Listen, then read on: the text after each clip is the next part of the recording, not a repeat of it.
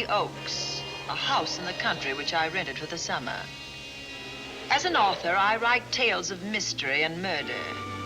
But the things that happened in this house were far more fantastic than any story I've ever had published. I brought a staff of servants from my city apartment, and my maid Lizzie Allen, who had been with me nearly 20 years. Lizzie? Yes, Miss Cornelia. Is the car ready? It's out the door. Look, Miss Cornelia, them servants you brought from the apartment are talking about walking out on us. Really? Well, I know they don't like it here, but I didn't think it was that bad. Well, they've been hearing things about the killer that the police call the Bat and the murders that he committed here this past winter. Now people are saying that he's back again. Well, how can they be sure of that? Has he committed another crime? No, not yet, but that ain't saying that he won't. Here's something else. You've heard about the bats they have here. Animal bats, the kind that fly. Yes, yes. Look what it says in this magazine. This is a report from the State Health Department, and it says some of them bats is rabid. Well. And that ain't all. Now there's a rumor going around that it was the bat himself, the killer, I mean, that released the rabid bats in this neighborhood. Oh, that's ridiculous. Well, the housekeeper, the cook, the butler, and the upstairs maid don't think so. Well, I can't help what they think. If hysterical nonsense like that can scare them out of their good jobs, it's their loss, not mine. Come on, Lizzie, I've got to get to the bank.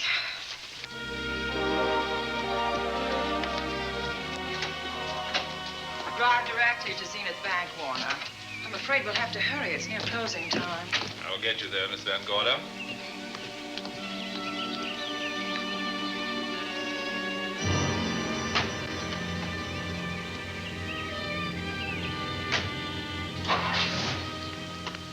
Thanks again.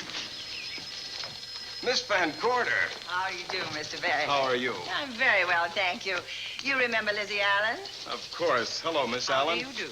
So you're spending the summer with us again? Yes, yes. I've leased the Oaks, the home of your bank president, John Fleming. I heard you had. I was surprised. Why? Is there something the matter with it? No. I was surprised because Mr. Fleming said he would never rent it. Oh? Well, I rented it from his nephew, Mark Fleming, who has the real estate office here. He said his uncle would be gone the entire summer. That's right. Mr. Fleming's in the North Woods now with his physician, Dr. Wells. Oh, pardon me. Dale, I want you to meet my wife. We were married at Christmas time. That must have been nice. Believe me, it was. Oh, here she is. Oh, dear. My How wife, do you Miss do? Van Gorder, Miss Allen. How do you do, Mrs. How do you do? Cornelia Van Gorder. Yes. Oh, well, I've read every murder mystery you've ever written. I just adored that weird one, The Private Morgue of Dr. X, even though it gave me the shivers. Only the shivers? Scared hell out of me. Oh. Well, I really mean that Miss Corney killed them off in that one. When you refer to my books, please don't call me Miss Corney. Pardon me, Mr. Bailey. Mr. Hines is here to see you. Oh, yes. Excuse me, please. Don't be strangers now. No, Oh, no, I we should won't. say not. Oh, so you're a bride. Well, not quite. Not since Christmas. You know, I'm sure I've seen you. Well, I used to be my husband's secretary here in the bank. Of course I remember. May I welcome our most distinguished visitor back to Zenith? Oh, that's very charming, but, Lieutenant Anderson. Lieutenant Anderson, of course. Chief of Detectives of the Zenith Police Department. This is Miss Allen. Miss Allen? How do you do? Lieutenant Anderson is one of our favorite citizens. He's on the bank's board of directors. Not bad for a policeman. You must have made a good thing of it. Well, I saved my money, if that's what you mean. It's near closing time, and I've got some business in the safe deposit vault. Please come and see me, Mrs. Bailey. Oh, I'd love to. And you, Lieutenant. Thank you. Goodbye. Goodbye. Nice to meet you. My, what a charming woman. She moved into the Oaks just the other day. That house is a proper setting for a writer of mysteries. Oh, it certainly is.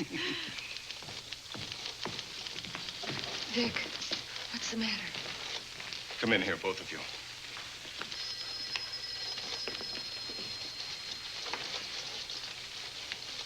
Andy, we're in trouble.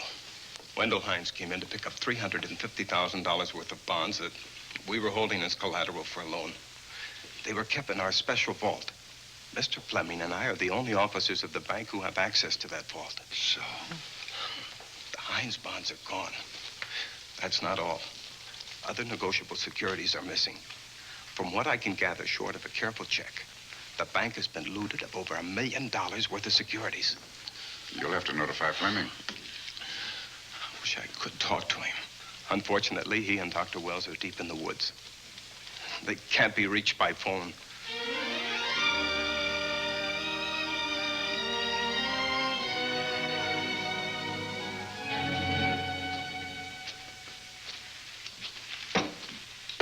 What is it?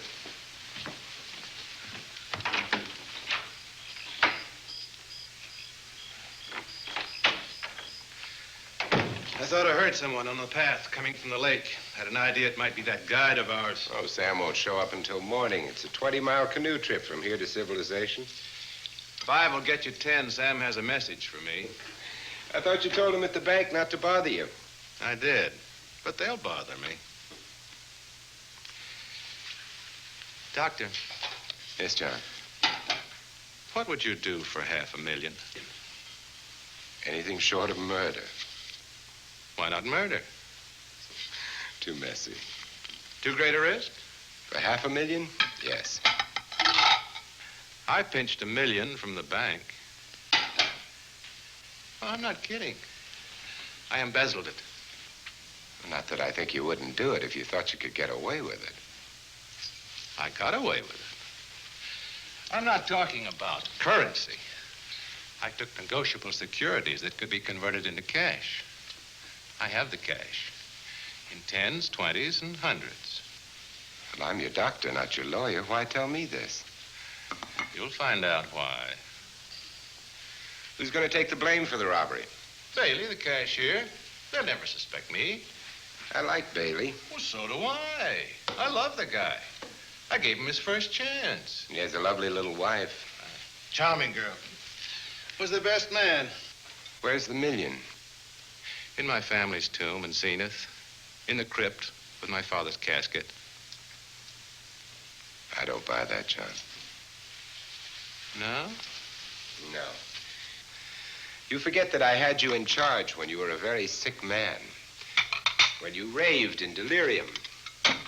And I heard you talk about a hidden room. Now, where else could you put a hidden room except in that mansion you built? That white elephant you call the Oaks. Look, everyone knows I have a bad heart. Now, who would doubt it if you wired the bank directors that my heart had failed? That I had fallen from a great height here in the woods. And that I was badly smashed up. You could ship the body back for burial and instruct them not to open the casket due to the condition of its contents. Well, you realize, of course, that we'd have to have a body to put in that casket, which means that we'd have to deal with an undertaker at this end. Of course. Well, where do we get a body? Couldn't we provide one of our own? How about Sam? Sam, our guide?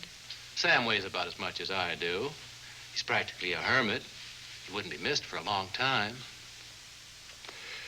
The local undertaker would know him. Not if we made him look as if he'd been in a serious accident. But if Bailey's going to take the blame, why'd he have to do this? A jury might acquit him. In that case, I'd be a logical suspect. I could disappear, of course, but it's safer if they think I'm dead.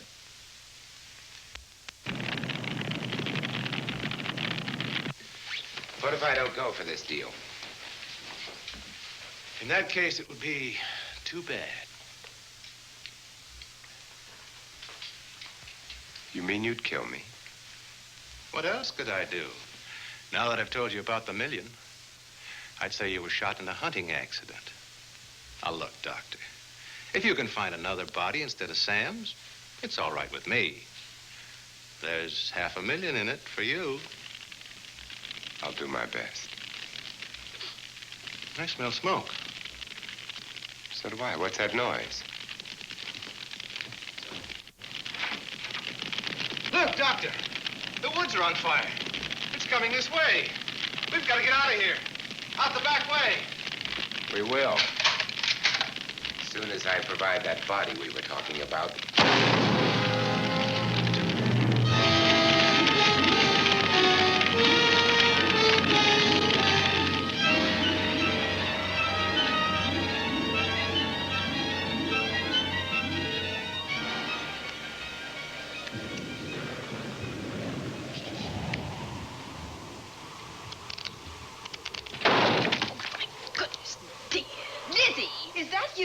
Yes, Miss Cornelia. There's a storm coming up, and it's gonna be a snorter. The wind nearly blew the door off its hinges. Well, that noise blew my game higher than a kite. I think I've lost some of the cars. Oh, I'll get them for you. Oh, I see you found the paper. Drat that paper boy, scooting by on his bicycle, just chucked it into a clump of bushes and let it go at that. For land's sake, Mr. Vic Bailey's been arrested. Oh? I think. Victor Bailey, vice president and cashier of the Zenith Bank, was arraigned before United States Commissioner Alvin Fielding, charged with the embezzlement of over $1 million. I can't believe Vic Bailey had anything to do with that robbery. Oh, well, I see our landlord is home again. Landlord? Mr. Fleming. Oh. Dr. Malcolm Wells is back in town with the body of John Fleming, president of the Zenith Bank, who was killed in a forest fire. Mr. Fleming will be laid to rest in his family's tomb on Friday. And I hope he stays there. Well, why shouldn't he? Well, this is his house. And ever since he died, some funny things have happened here. For instance? The housekeeper, the cook, and the butler said that they heard strange noises at night. And the upstairs maid swore that she met a man without a face coming up the back stairs.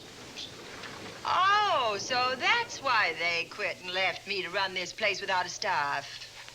They didn't tell you, Miss Corney, but the truth is they were scared to stay. But you're still here, Lizzie. Haven't you seen anything? No.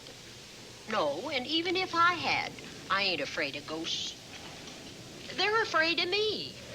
Honest, Miss Corney, a spiritualist told me once that ghosts was allergic to me.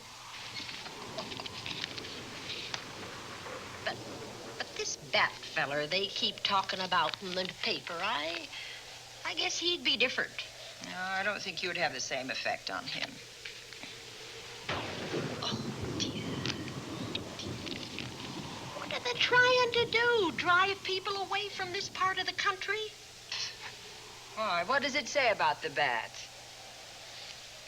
His specialty seems to be killing women. My goodness, 2 of them in one night. All his victims died the same way, like their throats had been ripped open with steel claws. That's a charming little caper. I'll have to try it sometime. In a book.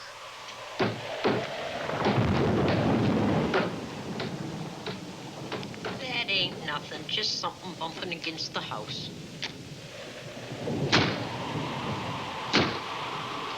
That's just the wind banging a door. Pay no attention to it. Listen to this.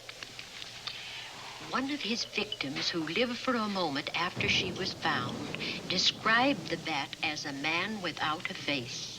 Honest, Miss Corney, I think that woman must have been exaggerating.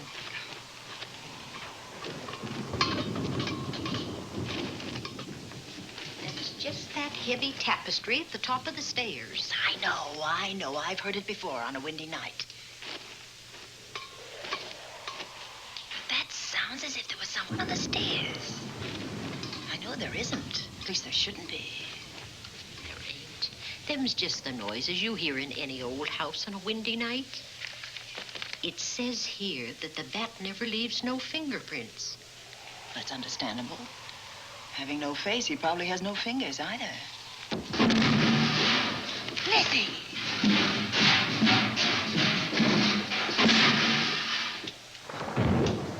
And that, I suppose, is the cat dropping its dentures. No, I don't think so. But I think it's something should be looked into.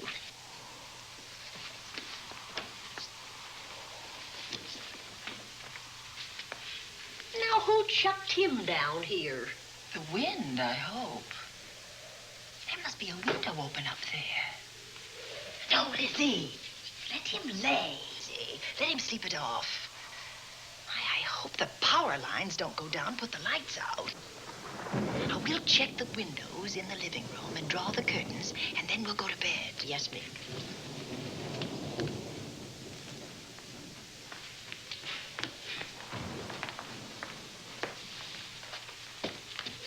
I won't be a minute.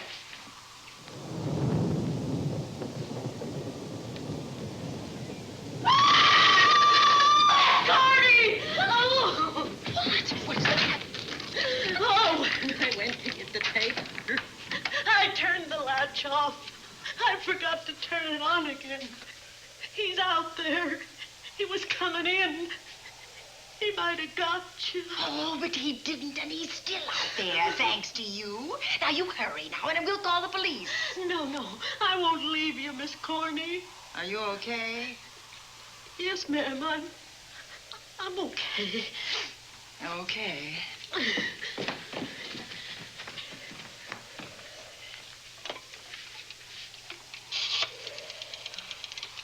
Operator? Give me the police department, please. Zenith Police Department. This is Cornelia Van Gorder. I'm living at the Oaks. We know about that, Miss Van Gorder.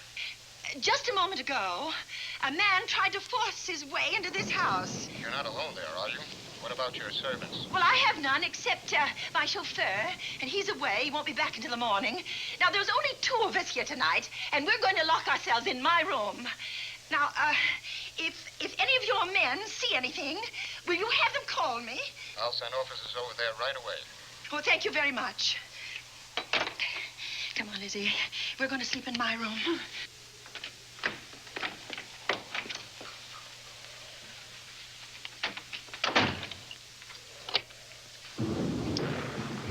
Well, nothing can get at us in this room now, I think. This door seems good and solid. Like the door to a tomb.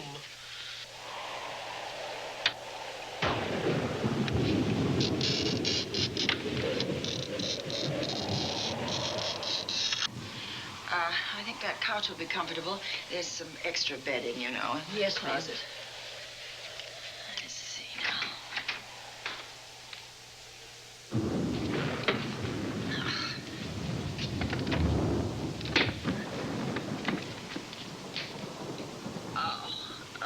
Huh? No bolt. Well, that's not so good.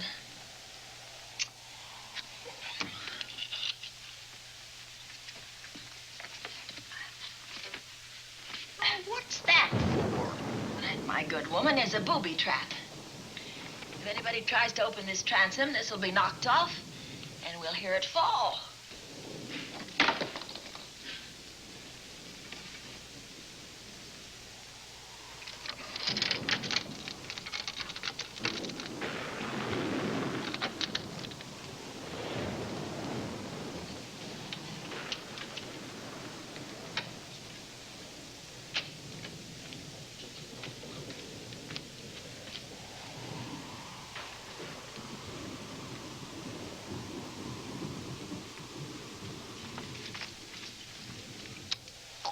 Fiddlesticks.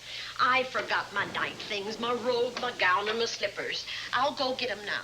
Now, wait a minute, Lizzie.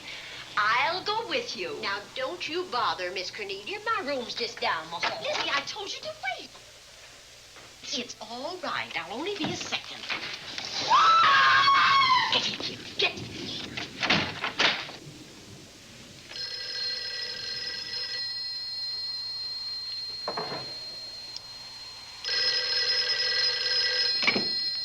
Yes? Miss Van Gorder, Yes? Zenith Police Department.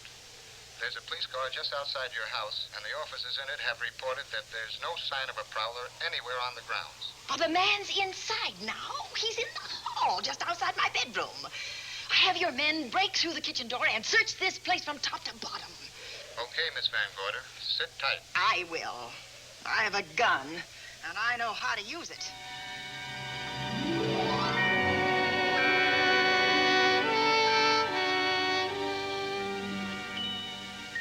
Oh, relax. relax, Lizzie. The police did a good job. They couldn't find anybody in here. But we both saw him, Miss Cornelia. All right, so he got away. But there are men on guard outside, so just try and get some rest. There's nothing can get at us here.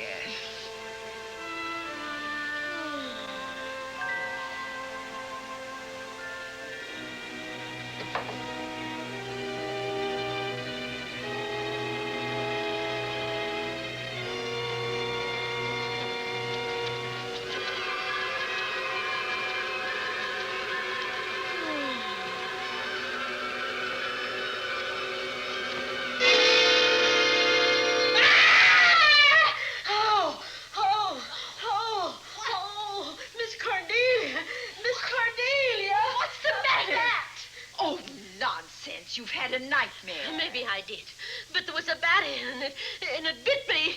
And it flew in that closet. Oh, good gracious, Lizzie, you're right. Oh.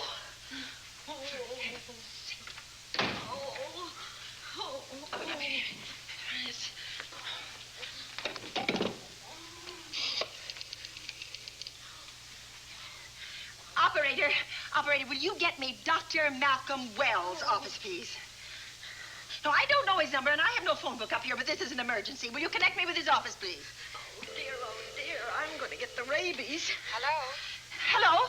Dr. Wells' office? This is a call service. Dr. Wells is out at the moment, but if you'll give me your name and number, I'll try to locate him. Well, this is Miss Van Gorder of the Oaks. My maid has just been bitten by a bat that may be rabid, and she must have treatment as soon as possible. And I was told that Dr. Wells was the nearest physician. I'll try to find him for you, and if I can't, I'll send you another doctor. Oh, well, thank you very much. Oh, he's out on a case. Oh. Oh, I hope it's not a delivery. A baby, I mean, they can be terribly complicated. It never bothered me none. Oh, Lizzie, you never had a baby. Of course I didn't. That's why they never bothered me. Oh, does it hurt, huh? Little.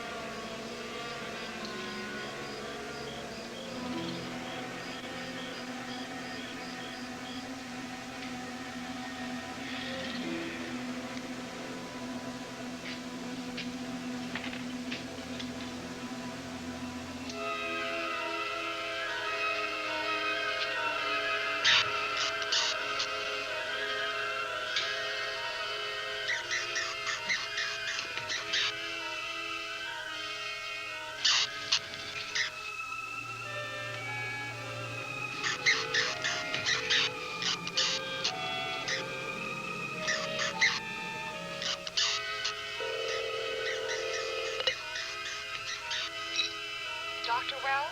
Are you there, Dr. Wells? Are you there, Dr. Wells? This is the operator. Your call service is on the wire. It's an emergency. This is Dr. Wells. This is your call service, Doctor. Oh, hello. I was just doing an experiment. I left the receiver off. That's what I thought, but I kept trying. Miss Van Gorder at the Oaks called and said that her maid had been bitten by a bat, and she's afraid it might be rabid. What? Oh, all right. Tell her I'll be right over there.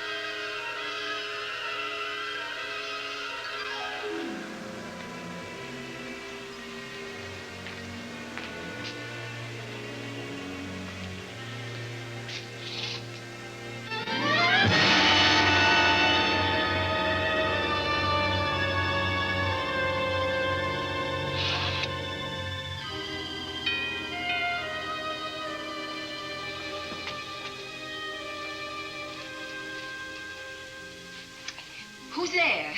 Dr. Wells. Come in. Good evening.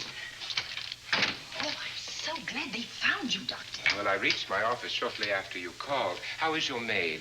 Is she in any pain? No, she doesn't seem to be. Did the bat get away? No, I believe it's still in my bedroom. Oh, good. I'll want to examine it. There you go, Miss Allen. Now you feel better? Doctor, have I got the rabies? Well, I can tell you better after I've examined the bat's brain under a microscope. That thing's got a brain? Oh, you'd be surprised.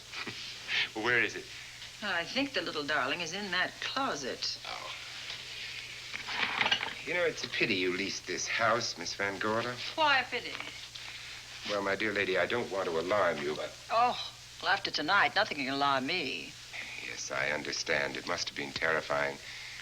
So many unexplainable things have happened here. There's something about the place.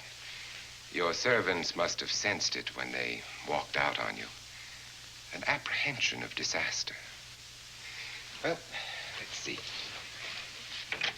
Aha! Yes. There he is. All right, now, take it easy. Nobody's going to hurt you. Quiet now. Quiet. And he looks quite normal. Doesn't seem to be sick at all. Oh, ain't that nice? I've been worried about him. Well, you should be. From his appearance, I'd say that he doesn't have any infection.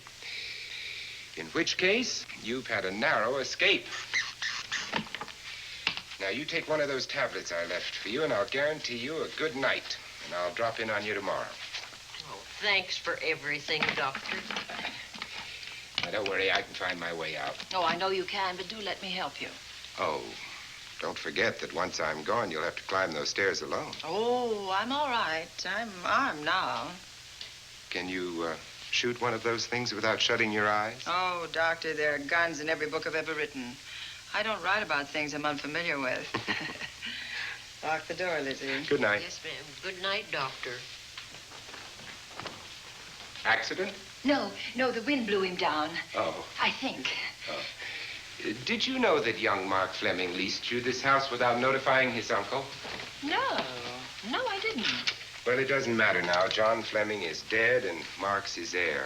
But if John were alive, he would warn you to leave here, Miss Van Gorder. Really? Yes. It's been a tragic place for anyone who ever lived in it. Well, good night. Good night, Doctor. Who's out there? Nobody you need worry about, Doctor. Oh, it's Andy. That's right. Oh, good evening, Miss Van Gorder. Good evening, Lieutenant. Somebody sick here?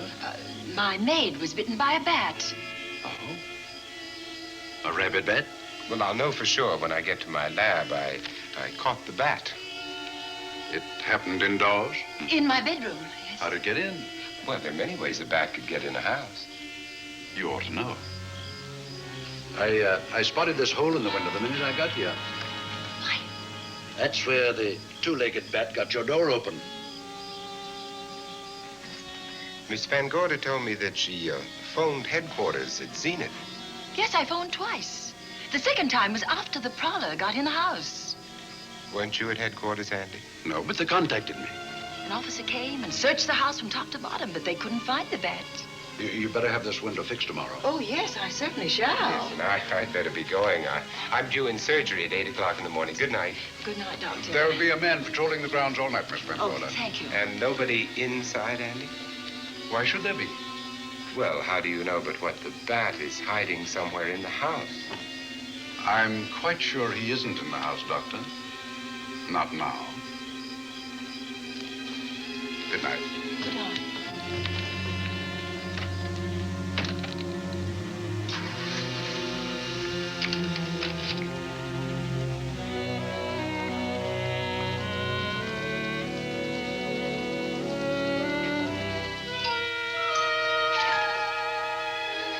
Hi, Andy.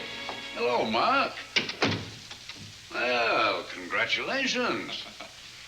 Real estate business must be picking up. New office, new furniture. New deal. How do you like it? Looks expensive.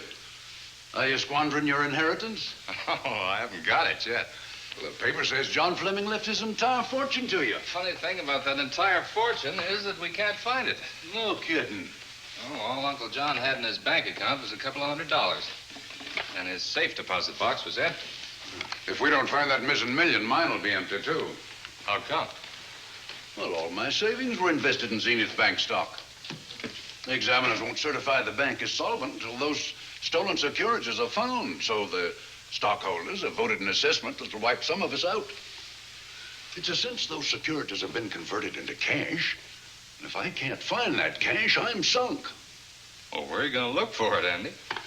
Here in Zenith. Your uncle wouldn't take $1 million on a hunting trip, would he? You suspect Uncle John? Why, Andy, he founded the Zenith Bank. That'd be like robbing the family tomb. You think he wouldn't? Well, besides, Vic Bailey's fingerprints are all over the vault. Now, they didn't find any of Uncle John's fingerprints. Because he wiped them off. Can the defense prove that? They'll try to. Judy Hollander, Bailey's secretary, is a defense witness. And they believe her testimony will have a powerful effect on the jury. Oh, well, she has a powerful effect on me. Judy's a doll. Here's the book you mentioned, Judy. It's your newest one. Yes, it's just been published. You can have that copy if you wish. Oh, it's a first edition and you've signed it. Yes, of course. Thank you so much. May I serve tea now, Miss Van Gorder? Yes, please do, Warner. Thank you. Well, I see you've engaged new servants. Yes, of course. Well, how did you persuade them to live in this house? Well, Jane Patterson, my new housekeeper, knows this house better than you do, Doctor. Oh? She worked for John Fleming. And Warner was my chauffeur. Chauffeur turned butler? Yes, it's incredible. He can play any part at a moment's notice. Did you get a plumber, Warner? No, we can't get a plumber for 3 days, madam. What about that leaking pipe? The basement will be flooded in 3 days. Well, the pipe is no longer leaking. You mean it's dried up of its own accord? No, not quite. I packed the elbow where the water was coming out. Packed the elbow? Oh, where did you learn how to do that? Well, into each life, a little rain must fall, and a careful man learns to keep himself dry. Now, is there anything else that you require, Miss Van Gorder? No, not at the moment, Warner. Thank you, madam. Now, there's a character. How long did you say that he worked for you as chauffeur? About 3 months. Well, I hope he doesn't have a police record. My dear Dale, it may interest you to know that the last night of his life, John Fleming told me that he loved your husband like a son. If Fleming were alive today, he would be fighting to prove Vic's innocence. Could Mr. Fleming prove his own innocence? Miss Van Gorder, can there be any doubt about it? There will be when Miss Hollander testifies at Vic's trial. Oh? You know something that we haven't heard yet, Judy? Something I saw with my own eyes. She's not permitted to say what it was. My dear girl, I wouldn't think of asking her. But let's assume for a moment that Fleming did steal the $1 million. Now, what would he do about it? Where is it? Hidden someplace where he could lay his hands on it without getting caught in the act. Now, if I was writing this, instead of living in the middle of it, I'd hide it right here in this spooky old house. Under a loose floorboard or up a chimney? If Mr. Fleming had the nerve to steal $1 million, he'd make his plans well in advance. I'd say he'd prepare a place to hide it. Possibly when this house was being built. Now, I rented this place from Mark Fleming, his nephew. I wonder if he'd have the floor plans. I'll ask him. Yes. Lizzie, will you bring Mrs. Bailey the phone? Oh, you ask him now. His number is Summit 7537. Oh, thank you, Lizzie. Summit 7537. Not bad, eh, Andy? That means new business. Now, you see, somebody wants to buy a house. Mark Fleming speaking. Oh, hello, Dale. Well, hang on a minute, honey, while I see if I have him. It's Dale Bailey, all excited. Miss Van Gorder wants to know if I have the floor plans of the Oaks. Now, what would she want with the floor plans? Well, she suggested to me that your uncle might have hidden the bank loot there. Are the plans here? Somewhere in the house itself. Wait a minute, there is a place where Uncle Johnny might have kept those blueprints. What place? Well, I heard him talk about it a good many years ago. I can't be sure of the exact location. Anyway, I don't think the old boy had the guts to steal $1 million. But if I find those plans, I'll let you know, Andy. Hello, Dale. Look, honey, I haven't seen those plans since I was a kid, but I'll come over tonight and maybe we can find them. Thank you, Mark. We'll expect you. He seems to think they're here in the house somewhere. He's coming over tonight. Well, that's good. Dale and Judy are my house guests for the weekend. Would you like to have dinner with us tonight? Oh, no, thank you. I couldn't. I still have a few calls to make. You know, if Judy's testimony is going to clear Vic Bailey and implicate John Fleming, others may get the idea that there's buried treasure in this house. Don't even mention your testimony until you're actually on the stand. Oh, I won't. That's a smart girl, Judy, and a very lovely girl. Well, good afternoon, ladies. Goodbye, Doctor. Dr. Will. Come on, girls, let's go.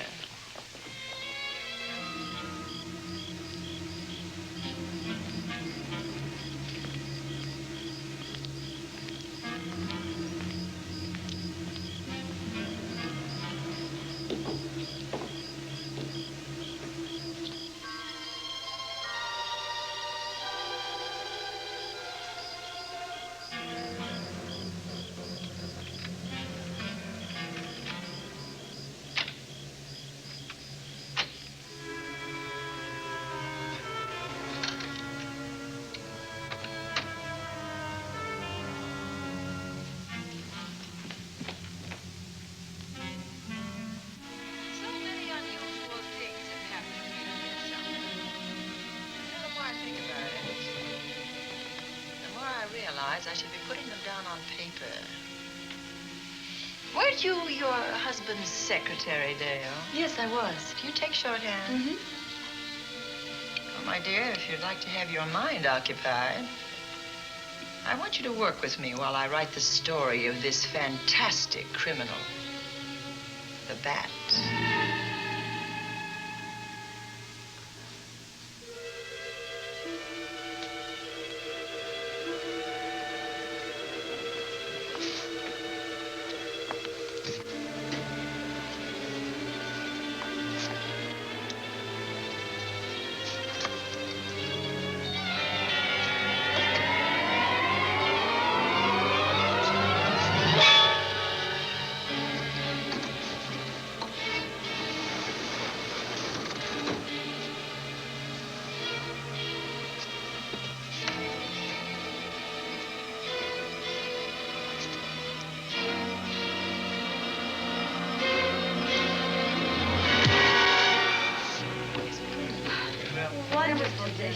Thank you.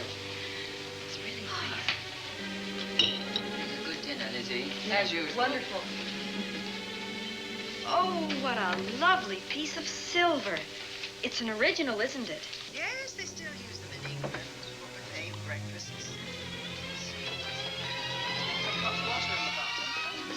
Keeps your kippers hot, your sausages, your scrambled eggs. Interesting. It's very useful. Really nice.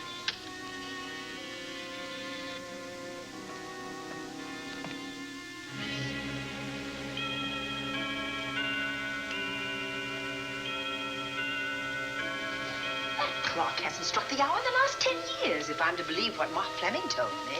Why is it angled away from the wall like that? I don't know. Somebody must have moved it. Lizzie, very likely when she was dusting. Wait a minute. Did you know there's a door in this paneling? No, I didn't.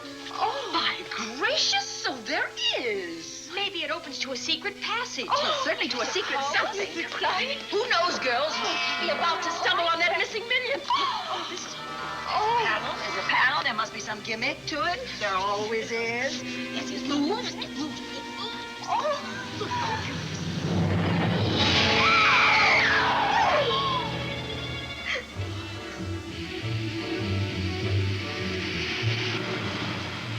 Calling car 11.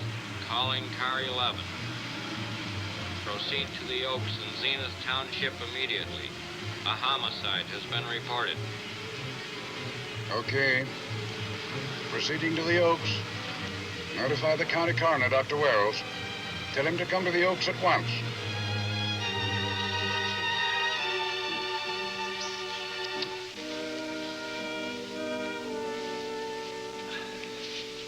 Horrible.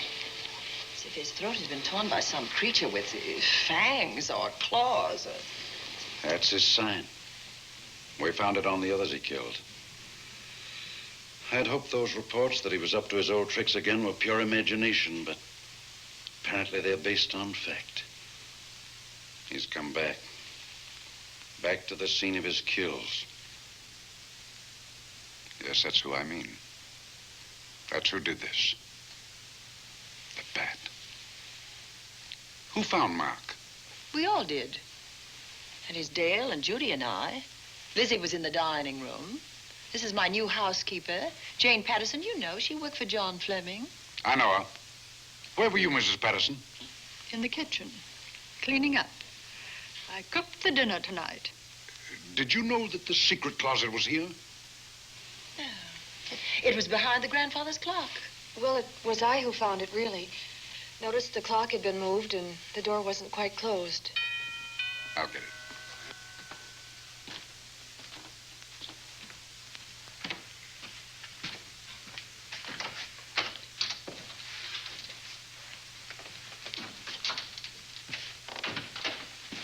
Who is it?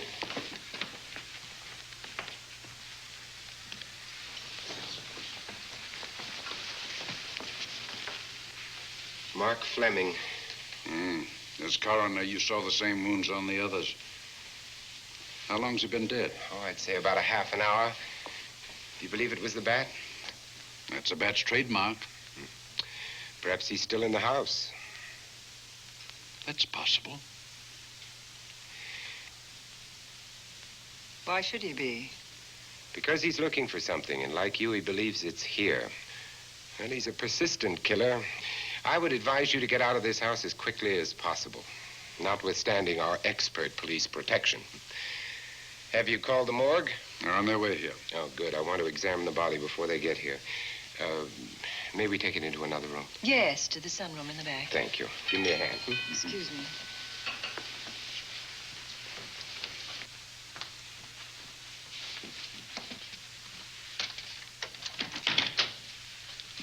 Oh, Warner, where have you been? Well, madam, has been an accident? There's been a murder. Mark Fleming, the young man from whom I leased this place, was killed here tonight. They know who did it? Well, they believe it was the bat. I'm sorry I had to use the front door, Miss Van Gorder, but I forgot my keys, and when I rang the bell at the kitchen door, there was no response. Oh, this is Warner, Lieutenant. He's my butler. He was my chauffeur. Why'd you promote him? But it's very difficult to find a butler. They don't like service in the country. Have you been a butler before? I've served in many capacities, sir, but this was my night off, and I forgot my keys. I heard that part. What time did you leave the house tonight? Oh, about 6:30. I had dinner at Wiley's Roadhouse. Can you prove where you spent the rest of the evening? I can try. Try hard. And don't leave the house. I'll get to you later. Very good, sir. I shall be in my room, Miss Van Gorder, if you need me. Yes, Warner. Surely you don't think he's... Warren and I've met before. I can't recall where or when, but I will.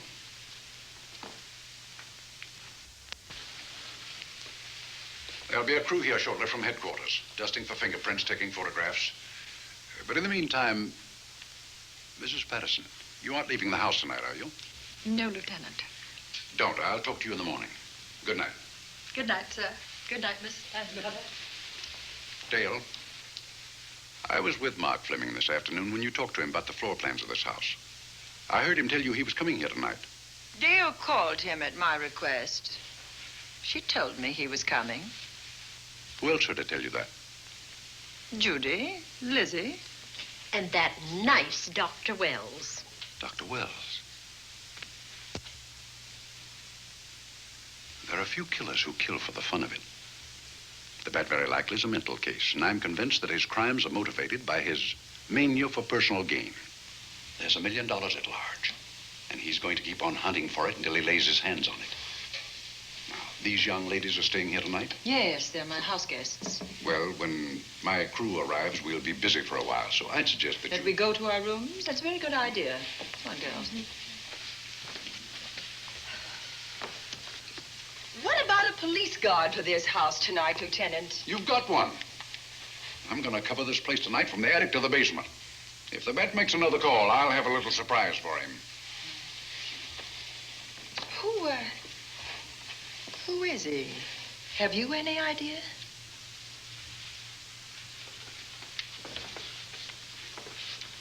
He could be anybody.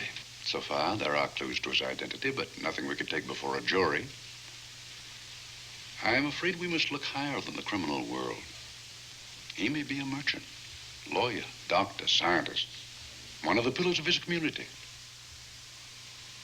Ladies, lock your doors tonight. Stay behind them. I promise you you'll be safe. Good night. Good night, Lieutenant. Good night.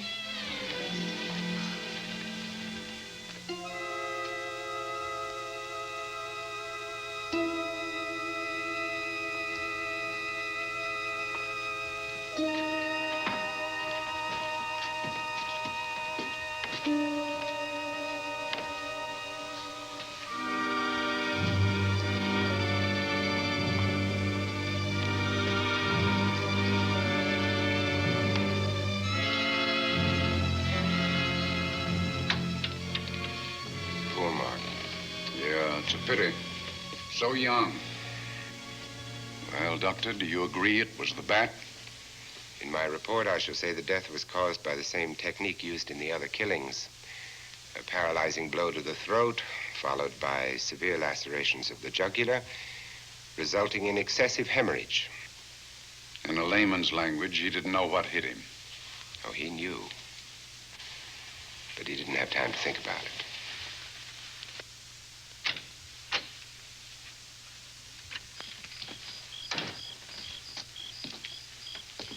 Staying here tonight, Andy?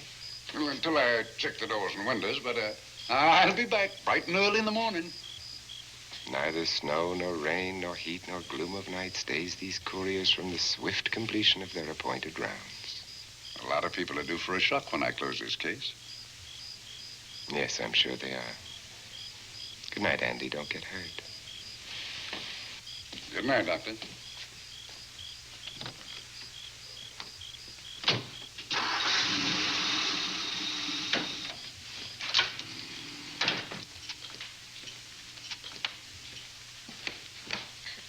You know, I think we'd better let you get some sleep. Oh, well, Lizzie and I share this room for mutual protection.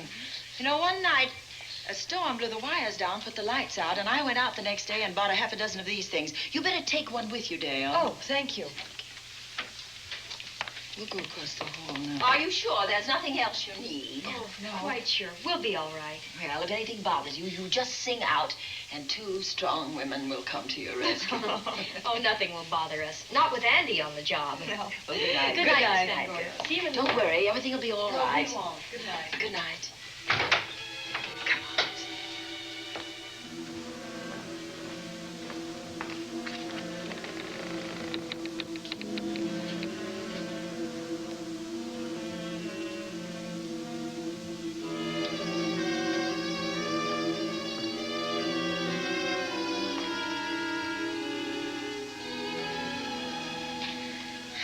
I don't think I'll sleep tonight. Me neither. All I can see is poor Mark Fleming staring at us. I thought that when people died, their eyes closed, as in sleep. Don't think about it. I'll bet you're thinking about it. No, I was thinking of my poor husband sleeping in jail tonight. Oh, Judy, I love him so much.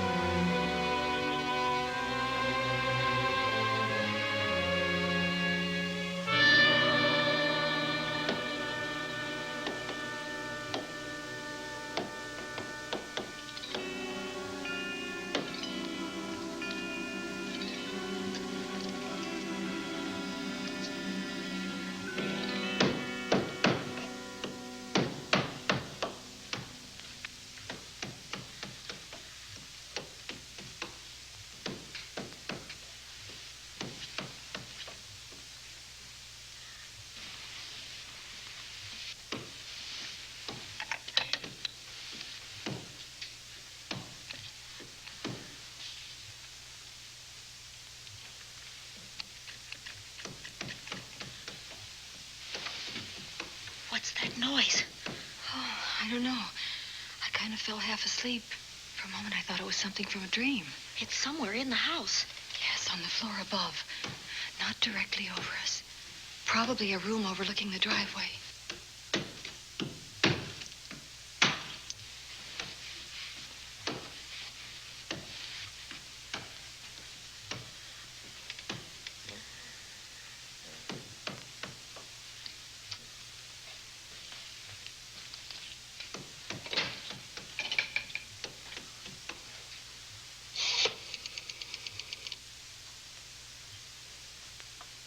Should we call Miss Van Gorder? She'll hear it. How can she help but hear it? Oh, besides, we don't want her to think we're a couple of hysterical women. Well, I'm about to become one. I've dear. had it for one night. Dale, you're not going out in that hall. I want to know what's happening up there. But Lieutenant Anderson said if we stayed behind our locked doors, we'd be safe. Dick isn't safe locked up in that jail. Suppose that stolen money is in this house. Mark Fleming seemed to think it was. Maybe that's what somebody's looking for. Heaven's sake, don't you hear that awful noise up there? Now, Lizzie, you've just got to stay awake. The house phone and the outside phone wires have been cut, and we can't get help. Where's that policeman? Oh, I don't know. Something must have happened to him. Now, go on, get on your robe. Oh, Dale, please don't go up there. I've got to. Think what it could mean to Vic. Now, you stay here. Oh, no. If you go, I go.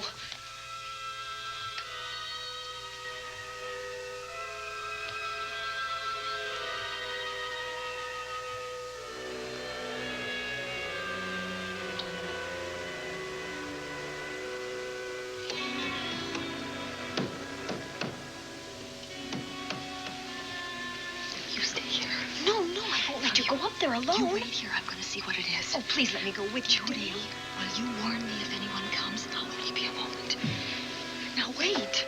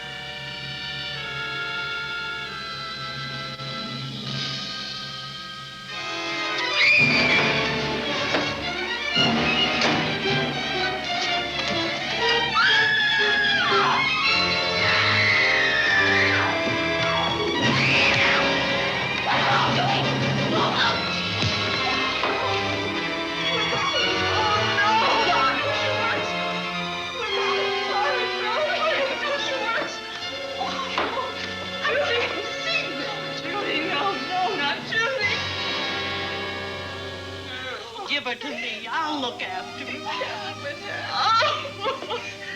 Poor baby.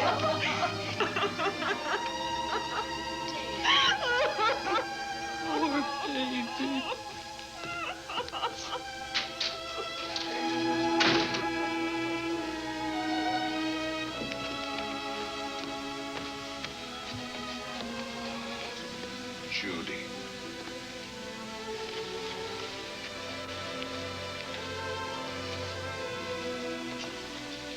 The bat. Yes, the bat. He caught her at the head of the stairs. We saw him rushing down the stairs as we came out of the room. I hurled that after him. I hit him, I believe. I'm going to cover this place from attic to basement, you said. Well, what were you covering when that poor child was murdered? Where were you? I saw a man outside in the grounds. I went out there and hunted him. I heard him in among the trees, and so I followed the sound of him as far as the brook down near the back road. And then I lost him. I'd rather give my own life than have this happen to Judy. But I told you to stay in your rooms and lock your doors and stay there. What was she doing at the head of those stairs? That was my fault. They heard a strange noise. Heavy pounding in one of the rooms on the 3rd floor. We all heard it. I wanted to see what it was. Judy, I wish she wouldn't let me go out by myself. I made her stay on the balcony. What about your new butler? Oh, well, he's in his room, I suppose. Oh, Mrs. Patterson. Oh, yes. Did you know what happened here? No, sir, but I heard the screams. I went to call Warner. We have rooms on the same floor, but he wasn't in his room. His bed hasn't been slept in. If Mrs. Patterson heard the screams, Warner could certainly hear them. You're quite right, sir. I heard them. Oh, you did? And where were you? Outside in the grounds. Miss Holland has been murdered. No. Oh, so you're surprised. Shocked. Well, I've seen better performances. I remember you now. Your name's not Warner. I've got a circular in my office with your picture on it. The Chicago police not so long ago were hunting for you in connection with the robbery. You're right again, sir. And they found me and they tried me and I proved my innocence and I was acquitted. That could have been a lucky break. Where were you when this child was killed? I told you before, sir. Outside. What were you doing there? I was following you. I saw you leaving the house and it seemed that you were hunting someone. I thought you might need some help.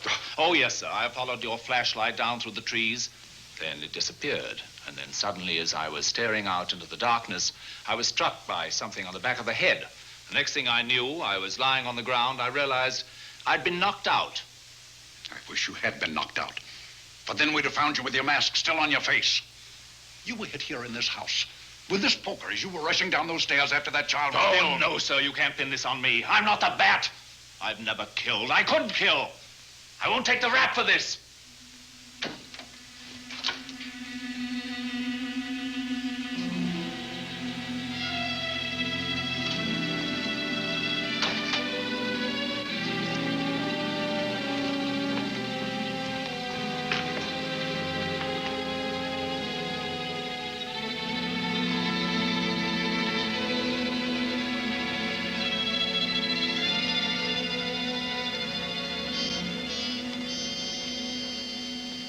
Doctor.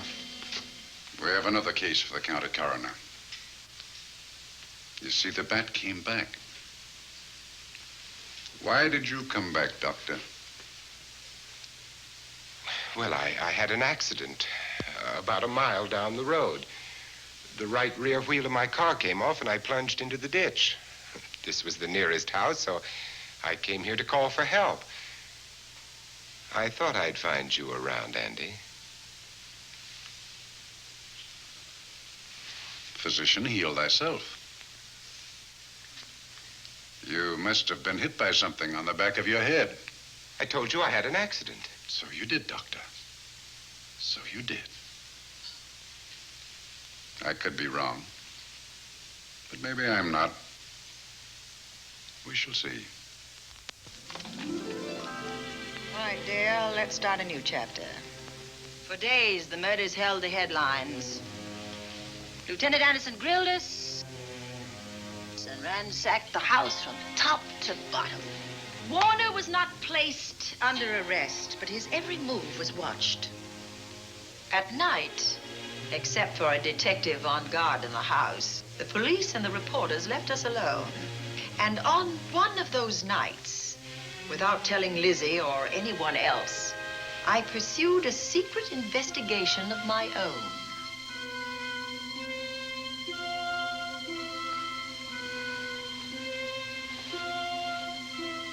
It was in an empty room on the 3rd floor where we kept our trunks and other things.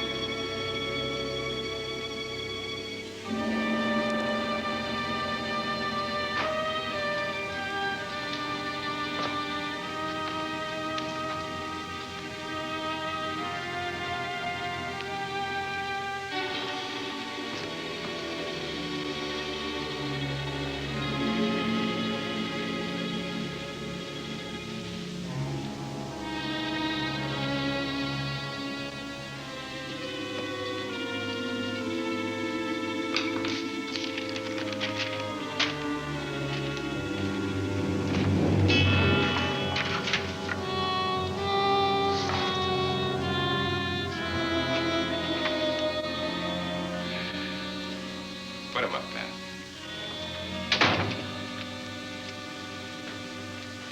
It's a bright idea to kill me in my own lab and let people think that I'm the bat. But you had to kill me first. What was it to be, ambush? And clever as you are, you're not smart enough to do that. Nor were you smart enough to find the money, though you came quite close to it. But I know where it is. And when you're dead with that sign pinned on your chest, I'm going to collect it and live happily ever after. He destroyed himself. How true that will be. Well, goodbye, Bat. Here's a serum that will heal you whether you're rabid or not.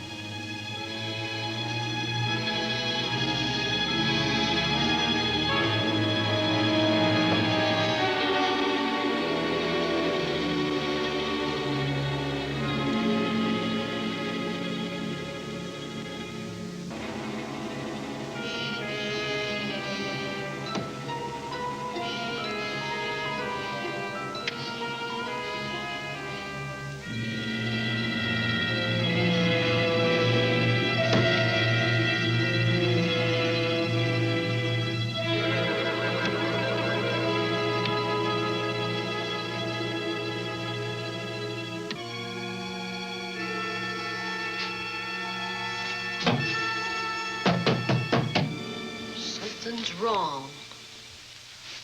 Something's wrong.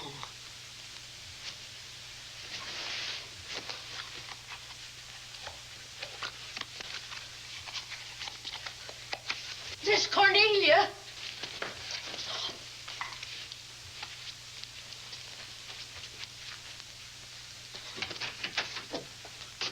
This Cornelia.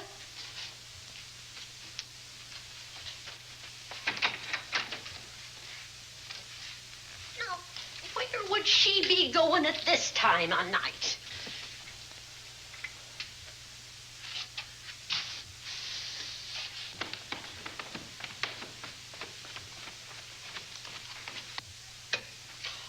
Well, land's sake.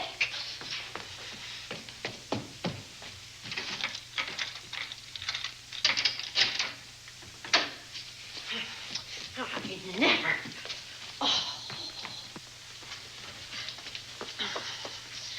Mr. Davenport. Mr. Davenport. Oh, a fine thing. The door unbolted, the chain off, and you asleep on the job. Wait till Lieutenant Anderson hears about this. Come on, wake up. What's the matter with you? I don't know. My head hurts. My whole body's numb. Here, take a sip of this. Try to snap out of it. I'll be back in a minute.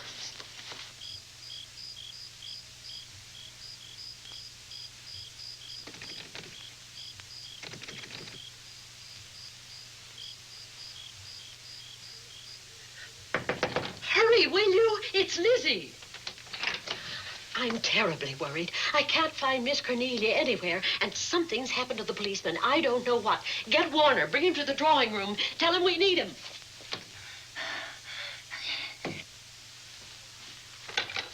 Are you all right now? Yeah, I'll be all right in a minute. I remember now. I took a drink of wine from that decanter there. Miss Van Gorder told me to help myself. She wouldn't put nothing in it? Well, somebody did. Somebody who knew I was on duty here. Then it was somebody that got Miss Van Gorder. I can't find her anywhere. Upstairs, downstairs, or in the basement. I told the housekeeper to get Warner. Lieutenant Anderson will want to know about this. Hello. Yeah, this is Davenport at the Oaks. We've got trouble here. Well, for one thing, I was drugged. Yeah. But I must have been knocked out because the maid tells me Miss Van Gorder is missing.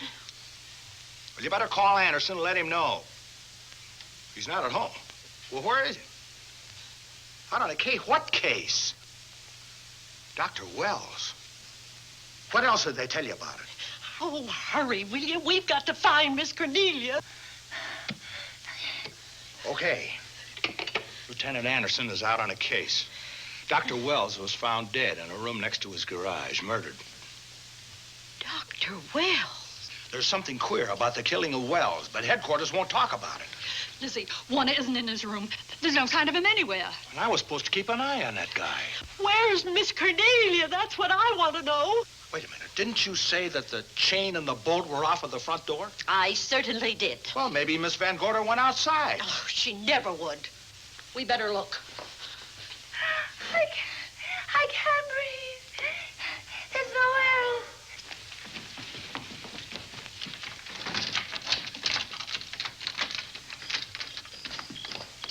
Miss Cornelia. Oh, Miss Van Miss Gorder. Cornelia. Miss Cornelia. Miss Van Gorder. Look. There's a light in that room on the 3rd floor. Were you up there tonight? Well, of course I was, but I turned the lights out before I came downstairs. Then Miss Cornelia might have turned them on again. That's where we're going to look first. Come on.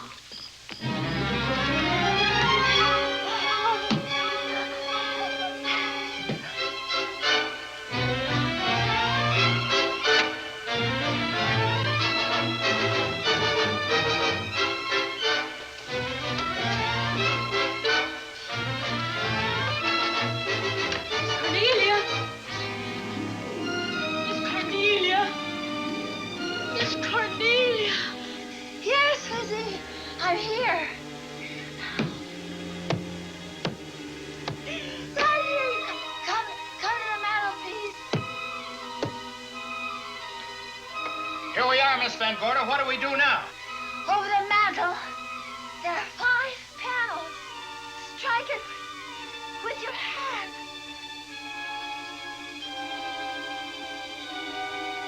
Which panel did you say, Miss Van Gorder? Oh, I can't. I just can't. Miss Van Gorder, which panel? We couldn't hear you. She said strike it. What difference does it make which panel? Strike them all. Look.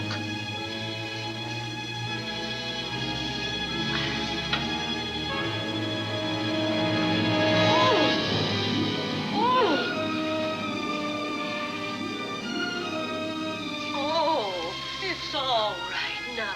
It's all right, dear. Lizzie's here.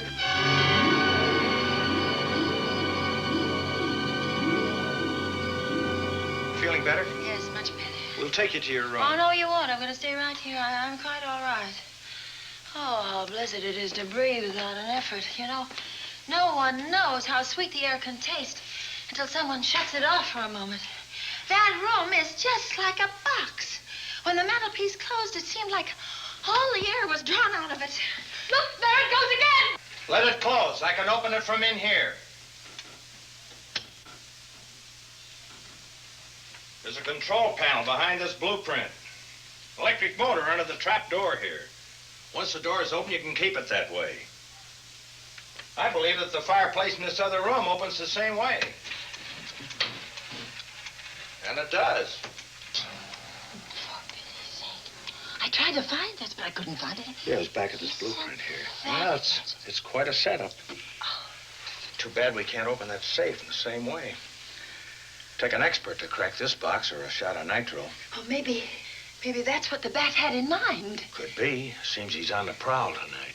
Miss Van Gorder, Warner has disappeared. And Dr. Wells has been murdered. Dr. Wells? Lieutenant Anderson's on that case right now. Well, does he know what happened here tonight? They got word to him. He'll be here any minute.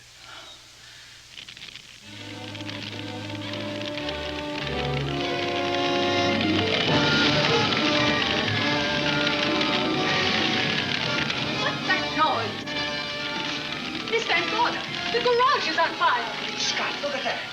Lizzie, put that light out in the other room. Now, where are you going? To report the fire. Well, you just stay right here.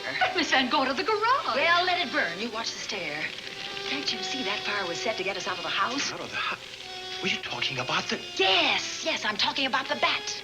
Now that the lights are out, he'll think his trick has worked, and we've gone. He'll be here any minute. Well, so will Lieutenant Anderson. I hope so, but the bat will be here first. And he'll kill again if we're in his way. We've got to be as clever as he is.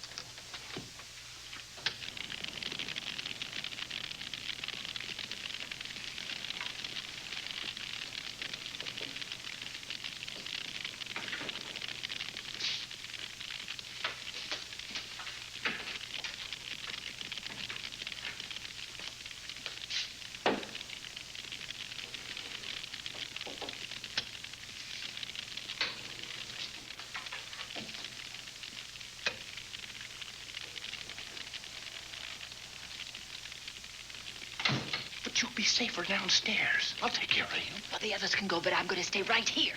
All right, but get out of sight.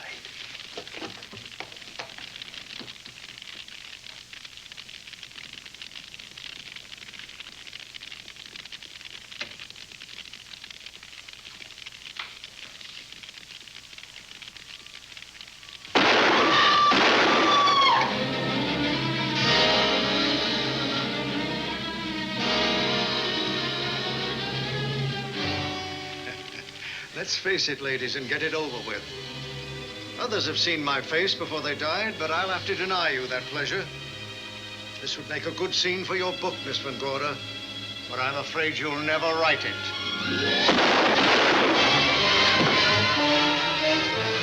That is Warner. I couldn't tell.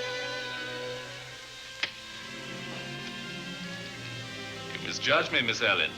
Warner! I don't like being a murder suspect, Miss Van Gorder. I was headed for a plane, but halfway to the airport, I changed my mind and came back. I'm glad that I did.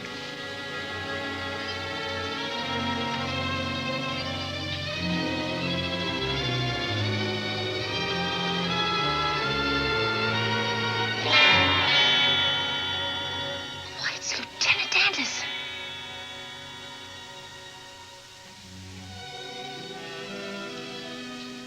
Yes, it was Anderson. He discovered the secret of the hidden room and was waiting to get into it and open up the safe. We found the money in it, a little over $1 million in tens and twenties and hundreds. Good old Andy.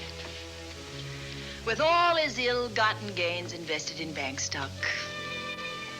It's rather a clever way to hide stolen money. In the open, as it were, and so respectable. But don't try it.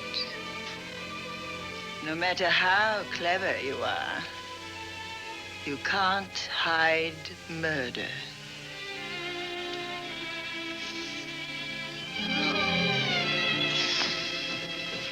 Well, that's it, Dale. That's the end.